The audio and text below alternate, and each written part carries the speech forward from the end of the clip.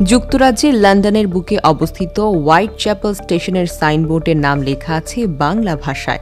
তবে এই বিষয়টি সহ্য হচ্ছে না ব্রিটিশ সাংসদ রুপার্ট লোয়ের। এই অবস্থায় রুপার্ট সম্প্রতি একটি পোস্ট করেন সামাজিক যোগাযোগ মাধ্যমে। তিনি লেখেন, এটা লন্ডন, এখানে স্টেশনের নাম শুধুমাত্র ইংরেজিতেই লেখা উচিত, শুধুমাত্র ইংরেজিতেই। আর রুপার্টের এই পোস্টের জবাব দিলেন ধনকুবের ইলন মাস্ক। অতি ডানপন্থী মনোভাব সম্পন্ন মাস্ক রুপার্টকে সমর্থন করে এক শব্দের জবাবে লেখেন হ্যাঁ।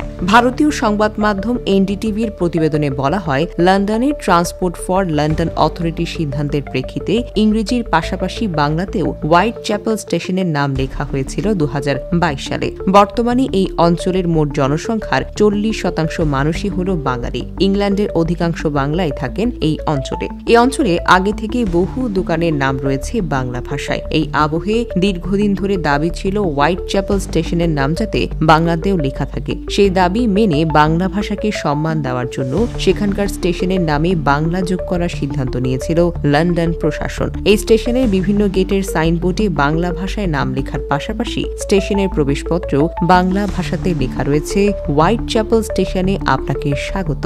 তবে সেই বিষয়টি সহ্য করতে পারছে না রুপার্ট। হোয়াইট চ্যাপেলের নাম বাংলা ভাষায় লেখা থাকায় আপত্তি তোলা রুপার্ট বলেন, রিফর্ম ইউকে রাজনৈতিক দলের সাংসদ।